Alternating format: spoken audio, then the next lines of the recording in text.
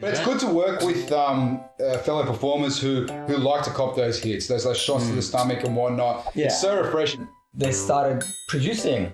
And then since they started producing, it opened up so many more opportunities for them as an actor. If a person is ready to push me to my limits, I appreciate that. And it was all about the human condition because that's all they had to work with. So you played a gay role, but you're straight. Yeah. How do you feel about actors playing roles that then it's not really who they are in real life? Like, Well, I'm not a psychopath, but I played a psychopath. That's true. What I mean by there's sort of like this thing going on where people feel like if it's an Asian person, only an Asian person can play it, or if it's a white person, only a white person can play it. What do you guys feel about that? Or can I think it's It depends on this. Yeah, it does depend. I mean, like when you come to like if you're changing race and stuff like that, that's a little bit different. That's a bit tough. That's They did that back in the 50s where they had, I think American cinema had a problem with Asians being in front of a camera at the time. They had Makeup and Anglo people playing the parts of Asian. And then like Bruce Lee broke all of that tradition and so forth. Breakfast at Tiffany's, right? There's the guy. I believe so. He plays Asian. Yeah. So and that doesn't work out. No. But, But, I mean, in terms of like characters, right? Because it doesn't have to be like race or gender or whatever. It has to be a character. And then you can cast an Asian person or a Caucasian person as that character. Yeah. And so so if you reverse it, and it's just like people can play psychopaths, people can play builders, doctors. People can play very eccentric characters. People can play very introverted characters. But realistically, it's all about people and a human condition, and we're all part of this life, right? And there are people that are completely different. So it's all about embodying what is true about that character. And if you're playing a psychopath, someone that murders people, you don't have to like that character. But in this character's mind, he's his own hero. He's doing the right thing. He's doing the things that he enjoys. And you just have to understand it and take it from their point of view, get the empathy. And it's all about script analysis, I think, in that way. But if you identify what is human about this person and what you can bring out of yourself into this person, it doesn't necessarily mean I enjoy murdering people, but this person murders people because he wants recognition. Different motive, and we want recognition. Some people want recognition, We some people murder people or whatever this character does because he felt abandoned as a child, and this is a way for him to do that. And some people feel abandoned as a child. And if you can connect something from yourself into a character, you can understand it. It doesn't necessarily mean you have to like the character or give it meaning and say that this character is a person or that is doing the good thing or whatever. You're not saying to the world that murdering people is good, but you can give a performance that is truthful and embody it there. And I think that's what's important. It's telling that story and of what is true about it. Yeah, we're coming across the same thing now where we had a script in play where it centers around North Koreans and whatnot, and them trying to escape the regime and come to the country. And there was a North Korean or an Asian gang involved with the whole process of smuggling people into the country and then keeping them hostage here for a certain ransom, because the consequences going back to North Korea are quite high. They can punish you for desertion and so forth. But what we found was that we were limiting the talent pool when it comes to casting just Asian-based characters. And we discovered that, like to your point, these different characters are people and they have different personalities. And we're modifying the script to now allow different nationalities to come in and be part of that gang and that institution, because what's more important, what we feel is more important is not to actually have just a particular, nationality associated with that game, but to have particular performances, more believable performances associated with each character. And Great. And it's much easier to modify a script than to try to edit bad performances post-production. So we'd rather get the talent on hand up front and make it easier for ourselves post-production. So I have a problem. It's a business point of view as well as a moral point of view. It's business, But with the different casting, different people playing it, I have a problem when it comes to, let's say, an historical person being played by a completely different thing, you know what I mean? Or when they get comic books or animation or something, and a character was that everyone's grown up watching or reading or whatever is an Asian character, but it's played by someone like Scarlett Johansson, who's really known for doing things like that. You're like, wait, but this is the character we all know, and that person is Asian, or let's say there are times when you do need to stick to a particular... or someone from absolutely, history who's like, you get someone, like if you making a remake of Napoleon, you're not going to cast an Asian actor. Or an African. Because it's not going to work out that way. That's why it shouldn't work out the other way as well. Like if you're playing Genghis Khan, you can't get a white person to play Genghis Khan because he was Mongolian. But that's the thing. It's like, so at what point does it...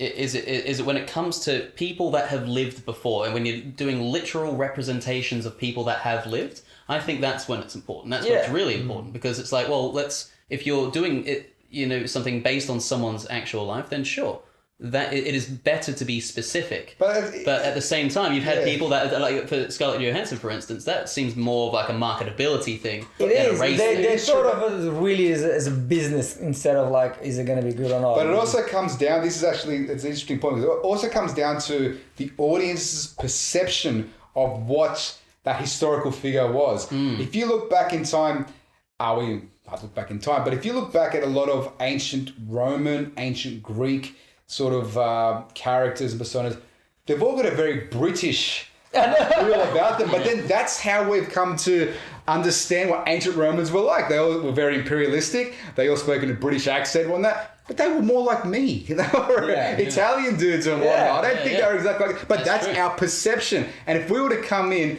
and change that, it won't be a believable story anymore. So it comes down to a few things. It comes down to... Because when I watched Gods of Egypt, I was like... exactly. It does not look like Egypt at all.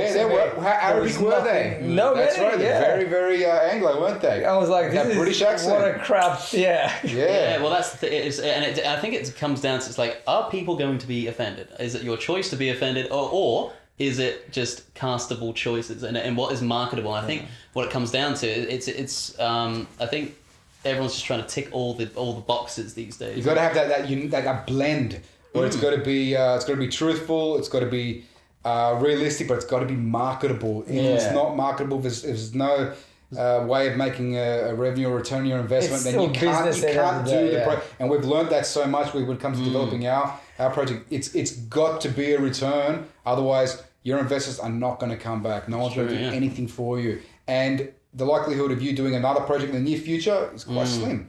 I mean, we were talking about like the ancient sort of not even ancient, but like Alexander, for instance, and it's just Colin Farrell with an Irish accent. Yeah, that's right. But it sells because because over the years when we started doing these historical type productions since the 60s and 70s or even the 50s, they all portrayed that kind of character, and you can't reverse that anymore. It's been 6 decades. That's how we view. We've gone too deep to turn back. That's right. We've gone way too far. We're going to stick with it, and it's going to be like that forever. So.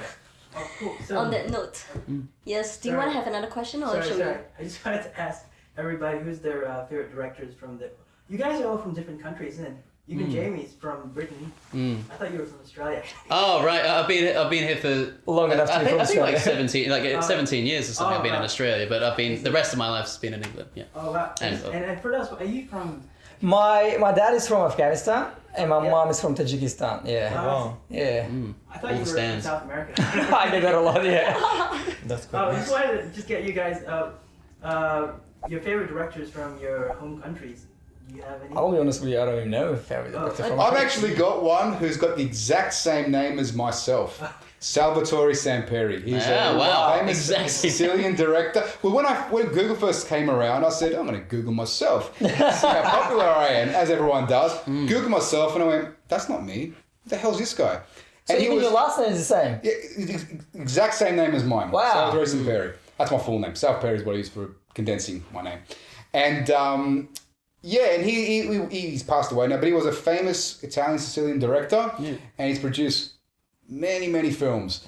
And in saying that, I mean, people can say that down the line we could potentially be, people who share the same first and last name in Italian tradition, you name your son after your father, and it keeps getting passed down and whatnot. So for all the, I guess, Salvatoris and Peries, eventually, they could have taken just the name because it was popular, but it could also be that you've come from the exact same lineage somewhere. But I'm not saying I'm related or anything because the likelihood is, who knows. But I thought it was interesting. 2 out of 3, probably. Yeah, not really. Small Sicily, huh? yeah. But being Sicily and whatnot, that's where my heritage is. So I'd have to say him. You got any lines from that movie? No, sorry. I don't know. Next time, I'll prepare for this. I could have done it for you. Igor, who's your favorite Russian? I don't really have like favorite director, I would say, but I guess I do love Tarkovsky, Russian director, one of the greatest directors actually, world recognized. But I do like his philosophy about life and the way that he made those films. They were like really meaningful. But then I guess now I watch more like Western movies, so I do like directors like David Fincher. And I do like Woody Allen, but I think for his way of portraying those characters, the way he creates those characters and that he allows actors to improvise and bring something from themselves. Yeah, with David Fincher, I just love the atmosphere that it creates. There is this atmosphere in every movie that he makes. Yeah, definitely. Well, like I said, I don't know any directors from back home, but it's the same thing with me when people ask who's your favorite actor or something. I just don't have that. I just it's like saying what's your favorite song. If you're a true artist, you can't have one. Exactly. You're looking for different reasons. It's just like you said, I love Woody Allen's work, but then I'm not going to say he's my favorite director because he has a lot of good work, but then he has a lot of stuff that I don't like. And then with all other directors and actors as well, I liked him what he's done in He, but then I don't like what he's done in He. So it's just, there are a lot of people who are good, but then I don't have anyone who's favorite. Like, no, I'm exactly the same, yeah. Scorsese's work. I like all these other guys, but then but then I'm not going to be like, this is it for me, you know what I mean? No. Yeah, exactly. It's like, I love Kevin Smith and I love Quentin Tarantino for the whole, but but you can't have... Yeah, Kevin Smith. That guy is awesome. He's fucking brilliant, right? But totally different worlds, but you can just, you can appreciate good work. Exactly. It's like when you hear a good song, it's like, I prefer this kind of music, but I don't hate rap music because there's a certain rapper that's done it well, or I don't hate country music because there's a certain country music artist that will do it well. And it's the same thing with directing. It's the same thing with. You might not like a singer, but then. You might not listen to the whole album, but then there's one song you're like, man, this is amazing. I love this song. And the thing with music, it depends on also the type of emotions you're feeling for that particular time. A lot of people say that only like a particular genre of music. It's like, well, are you always in the same mood all the time where you like that same genre? Yeah. I don't think there's a single genre of music I don't like. But I won't say that in that type of music or types of films, I would like all... the content in that genre because some of it sucks. Exactly. But there isn't a single genre or type of music, movies or music that I wouldn't like. It's not like when you're sad or in like a really romantic atmosphere, you're going to crack up Eye of the Tiger, you know what I mean? Just like in the background. Well, some people might do, but I when you're in the gym, you're not listening to love music. Exactly. You listen to death metal or something like that, something really raw to get you going, But at other times, it's, No, I'm in the gym, I'm just like, I'm all out of love. I'm so lost without you. Perfect. That's when you're cooling down. Maybe that's all right. I'm not going to have just saw Air Supply last night, so I'm still nostalgic. just before you guys go, we have to have an arm wrestle contest. Igor versus Salv. Oh, no, I'm out. Jesus Christ. And then the winner plays. All right? So we'll do the sign-up, son. What? Sign up. He does it like all the time, like really well. He's Russian. Oh. He's got an unfair advantage. Why do you want to arm wrestle? Yeah, all right. So this is the difference, right? So we're all like, nah, and Igor's like, when and when. So rolling down. Right. So we got the Sicilian Slammer versus the Russian Hammer. Not their gay porn names. Nah, gee. Oh my God, this is so intense. I'm tired. I'm tired watching it. Oh my God. Good job, everybody. Good job. I would say Oh my god! Jamie and Firdaws. I don't want to make excuses, but I got a bad shoulder. I don't even do this. I don't know why you put that on that. I know. That's Dude, I've never had my penis shrivel so hard. Like, it's just like... I think I've got 2 belly buttons there. That's surprising. I've got... I must say, yeah. keep sitting, alright? Is that okay for you guys? Well, I'm gonna lose anyways. Alright, okay. Do you want to call it? All right, on 3. Yeah. 1, 2, 3, go! Jesus, he's so strong!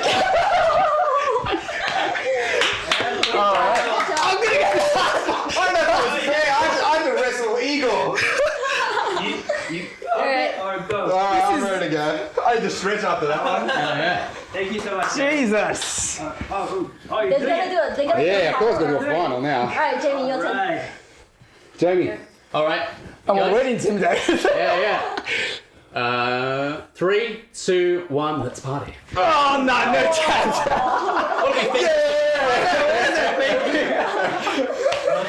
Jesus. Thank you. Take back proof of concept. Google it. Check it out. Yeah. Don't forget your goals. Don't lose your energy, your focus. Don't let any bad circumstances deter you from what it is that you're looking to achieve.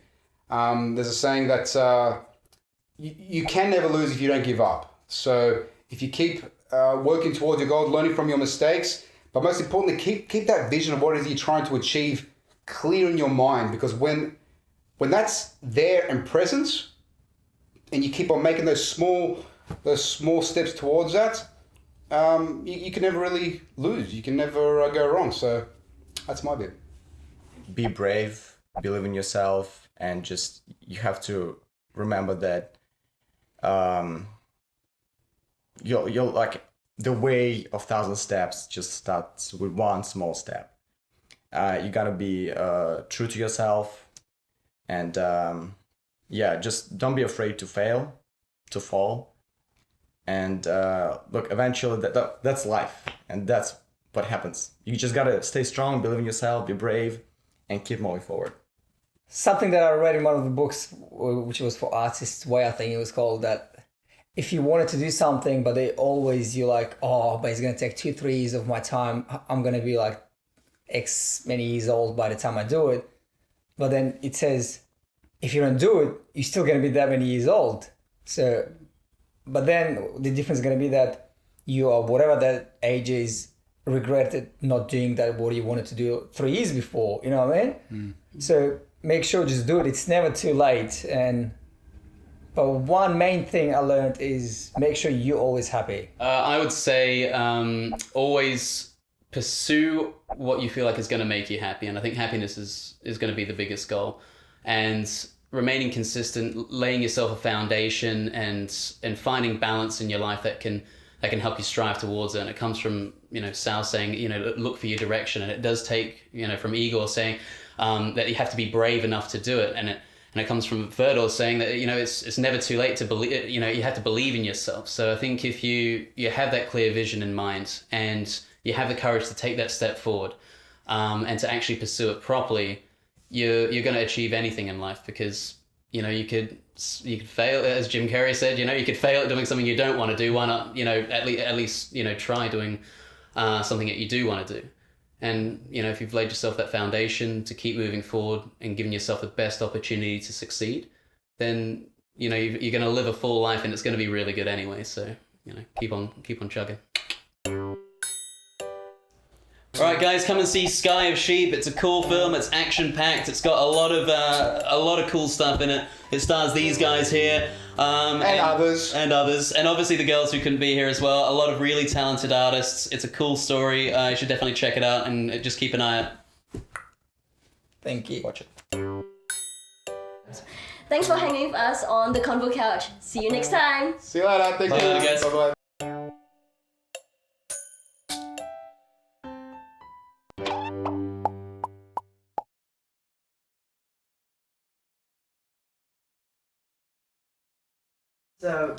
small promo for the film. Which film? Oh, Sky. Sky of sheep. Oh, yes. Sky of fluffy sheep.